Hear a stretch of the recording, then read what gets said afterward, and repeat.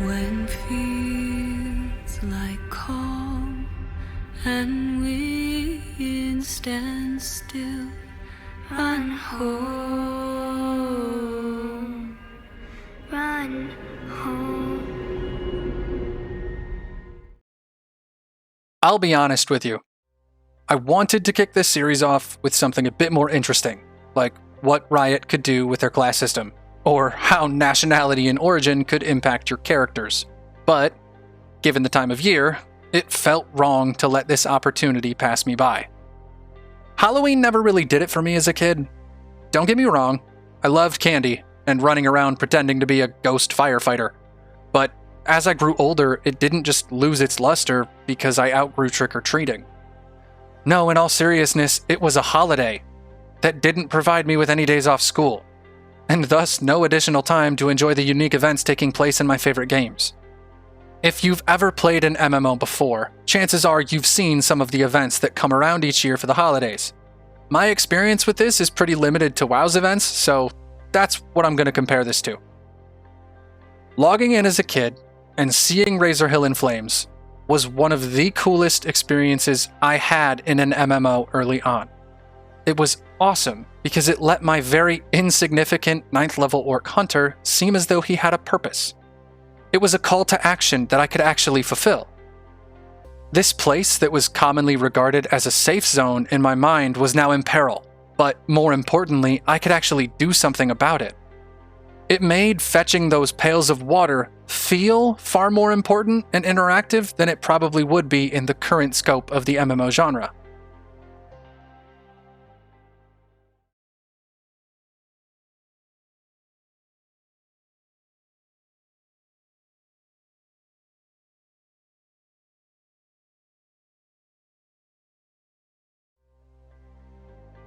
This is how events should make players feel. They should evoke some sense of urgency within you to right wrongs or save the day as quickly as possible, aka before time or the event runs out. Now, when you think Halloween and you think Riot, your mind probably immediately goes to new Halloween skins. And that makes sense. I'm not disappointed in you. I'm more disappointed that there isn't a playable hide-and-go-seek event every Halloween on Summoner's Rift or Dominion where you have to find the right Fiddlesticks before it finds you. That is one area where many of us wish Riot offered more. The events that they have had are very fun and intuitive enough to make most of us agree that we should at least have more of them more often. Or ever. While yes, we are disappointed that there aren't more game modes to pick from, it is a blessing that the primary reason for our disappointment is that most of them have been memorable enough to leave us wanting more. And the ones that have stood the test of time get most of us truly excited to play again when they come back in rotation. This is why I'm not too worried about the future of this specific MMO's event calendar, assuming the game ever comes out. As long as Riot sticks to this unspoken quality over quantity method, I think we will have a lot of exciting content on our hands. But what are we going to affiliate with Riot on Halloween when we're all playing their MMO one day? What would that event even look like? I think it'd be fairly obvious for them to go with something related to the Ruination. You know how once a year it kind of spills out of the Shadow Isles? Sure, the developers could do whatever they want and have different Ruination-type disturbances show up on various parts of the map come Halloween, but I think they could go a different route entirely. Riot has a fairly decent roster of spooky champions fleshed out in League's lore. I genuinely think that they could make most, if not all of these champions, very cool world bosses or final quest enemies to defeat in grandiose fashion with the help of other players. That being said, it wouldn't be very difficult for them to take even just one of these champions and make a very badass scenario that slowly mounts in suspense over the month of October and intensifies if certain parameters are not met by the player base. I also think they could, and should, use these events to encourage people to play together and group up. Not just in an instance or a dungeon finder queue, but in their everyday questing in the open world. Please allow me to attempt to provide you with an example. Due to the nature of Fiddlesticks lore, which I am not an expert on by any means, he would be one of many ideal candidates to be the center of a recurring annual event surrounding Halloween. This champion, as defined by Jared Rosen, the narrative writer on the rework of Fiddlesticks, is a primordial entity that predates the rise of civilization, that feeds entirely on the fear of its victims, but doesn't present any kind of discernible motives or personality.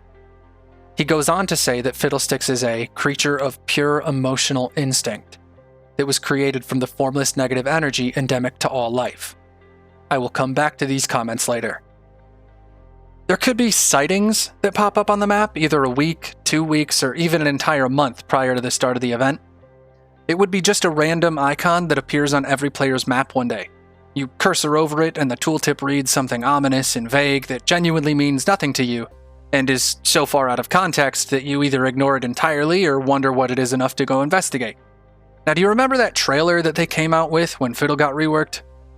Imagine what you find upon reaching the sighting marker on your map is the aftermath of the events we saw in this cinematic.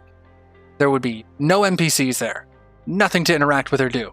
The only thing you'd find, at least in this case, is maybe an abandoned campsite, a guard's helmet on the ground, a blood spatter here or there, anything that Riot could think of to put there to foreshadow the upcoming event without actually giving us anything. Them not giving us anything to interact with is vital. Because, say you venture there, and you find nothing else of note. Naturally, what do? You look it up. You go on the forums, you tweet at Riot. The only thing you find is other players that are wondering the same thing. People speculating whether or not it's a bug and why Riot hasn't patched it yet. Keep in mind, this whole process would require Riot teams to not give out info or leaks. It's faulty, I know, but there's potential for it to combat the way that technology has ruined the charm of MMOs. People looking everything up rather than exploring and discovering on their own robs them of the experience. In addition to these sightings, prior to the event, in settlements nearby, you could have unique ambient dialogue play upon players entering town. If you've ever listened to Fiddlesticks' voice lines, you probably know that he repeats the things his victims say and the sounds they make. You could have some of these statements spoken in original dialogue amongst the villagers. It moves around at night. That's just a fable, a story to scare children. Don't be scared, it can't hurt you. They haven't come back from the fields. It's been 3 days. As days or weeks go by, depending on how far before the actual event the build-up begins, more and more of these sightings start appearing on the map. Each one of these would be the same. Not identical in detail, but again, nothing to interact with and all in pretty rural locations. The event could start out with NPCs in major cities telling you that civilians and non-combatants need to be evacuated from the areas surrounding these sightings icons, whether it be via repeatable quests or long-lasting scenarios, doesn't matter. So you venture out to help towards these locations, and the closer you get to them, things start getting very strange. As you return to these places on your map, assuming you went to investigate when they first appeared, you see dark clouds in the distance over where the marker is. Within a certain vicinity of these locations, any ambient animations would be missing. Wind animation in the trees, gone. Wildlife, missing. Everything is completely still. There's no music playing where there normally would be. It's just you, and whoever you grouped up with. I personally really love the idea of having mechanics built in that players don't immediately know about or fully understand. I think it makes all games, not just MMOs, but especially events within MMOs, far more immersive. For instance, I think it would be incredibly cool if the primordial entity that feeds entirely on the fear of its victims chose to attack only if there were too many players in the same area at any given time. The real one, that is. The reason you could get away with this is because Fiddlesticks has the ability to create lesser copies of himself called effigies. In League of Legends, these effigies don't really do much as far as combat is concerned. However, Riot could utilize them as the primary enemy of a Fiddlesticks-focused event.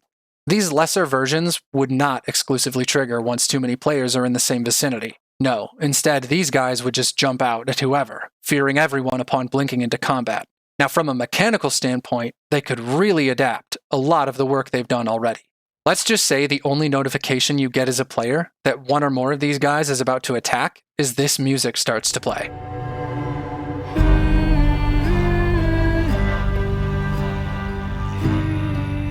When it starts playing, That could indicate that you have however many seconds to pan or search around and target the Fiddlesticks effigy before it jumps at you. In League, if Fiddlesticks damages you while you don't have vision or cannot see him, the damage he causes also fears you. This would be reflective of that mechanic. So if you manage to target him within the allotted time, or cursor over him if it's action combat, he would still attack you or your party. However, you would not all be CC'd at the start of combat. So you find some NPCs that hadn't yet made it out of the danger zone and are escorting them accordingly. How terrible would it be if, as you're making your way out of the threatened area, you accidentally stumble upon another group of players that are in a swirling melee with a number of effigies already assaulting their civilians? You stop to help, and due to your good-hearted nature and thorough lack of understanding for the new event you've chosen to participate in, you accidentally summon the real Fiddlesticks. The raid boss level threat, unbeknownst to you, has joined the fight without you even noticing. You are hacking and slashing Fiddlesticks effigies left and right, but all of a sudden, you come across one that doesn't seem to care that you're beating the hell out of it. It's at that point you realize your current target isn't called Fiddlesticks effigy, it's just called Fiddlesticks. So what happens now? Your underleveled, underprepared party has just summoned a raid boss without knowing it. Not only that, many of you probably still don't know what it is because it looks the same as all the rest of them. Every time you hit him, he just heals back to full, for reasons you may or may not know. If you know the lore, maybe you know that Fiddlesticks feeds entirely on the fear of its victims.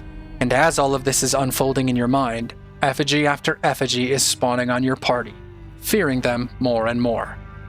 At this point, you have to make a very literal decision: fight or flight.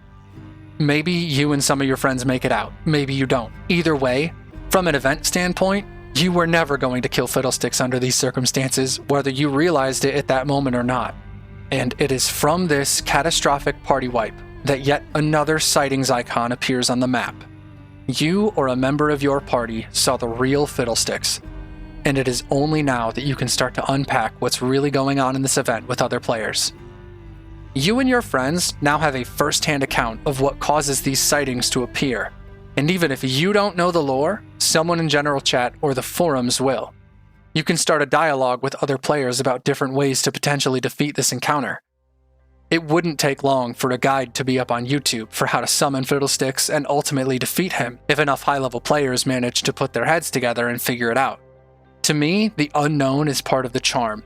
Being faced with a new and very powerful enemy that you don't know how to take down is what many video game genres are built around. Now, this might go against what I said earlier about quality over quantity, but if Riot was successful in creating an event that players actually had to work together to unravel and overcome like this, they could do a totally different event each year. One year could be a Fiddlesticks-focused event, the next could be a MMO. Maybe they could jumble them up and have one year be Nocturne and Fiddlesticks. Each event could be unique to the champion it focuses on to keep things fresh. I would love to flesh out what they could potentially do with some of these other events and champions if you'd like.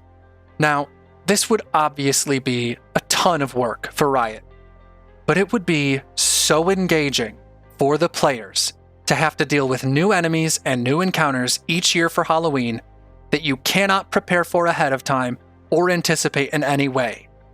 You'd have the length of the event to not only overcome the challenges posed, but also discover each year what to do. In summary, I think the beauty of the scenario I've glossed over in this video can be explained in 3 points, all of which should be considered when constructing a special event in an MMO. First, an emotional call to action. You want players to want to participate in your event. Otherwise, what's the point of having the event in the first place?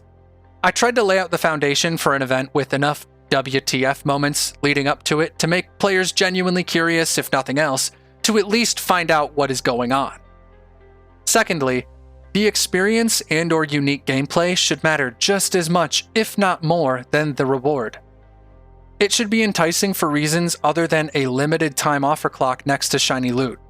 The act of performing whatever tasks or embarking on whatever journey the event provides for you should be the first reward, i.e., the gameplay is still king here. Lastly, players should be encouraged and incentivized to play together. The fact that MMOs can be enjoyed as both a single-player and multiplayer experience is part of what makes them shine. That being said, community is important, and it is a huge part of what keeps an MMO strong. Riot should attempt to create as many memorable moments for their players as possible, with other people that are also playing their games. Community is the core of longevity. This video could have been a lot longer if I finished fleshing out the event or touched on any of Fiddlesticks' other abilities, like how he could lead you or your civilians astray as you're escorting them with his ability to mimic voices, or the rest of his active abilities in League. That would have resulted in a much longer video that I fear I may not have been able to finish on time. Let me know what you think about anything and everything I've proposed down in the comments. Whether you think my ideas are terrible or well beyond mediocre, I'd love to know. Also, if you did enjoy this video, don't forget to subscribe and tap the notification bell because I am in fact uploading at least every other week about Riot's MMO. Now, I realize that the memorable moment I dissected in this video is one that could potentially lead to waves of players rage quitting. But hey, you could just as easily limit that scenario within the event to happening within a certain time window once a day. At the end of the day, the devs can put up whatever parameters they want to make any event or encounter they choose to build both intriguing and challenging. As I understand it, their goal is to appeal to the casual player, which does not necessarily mean pander to the lowest common denominator. They are not required to baby us by giving us all the answers to what could already be an easy-peasy encounter. They certainly don't baby anyone in League of Legends, so why would they start here?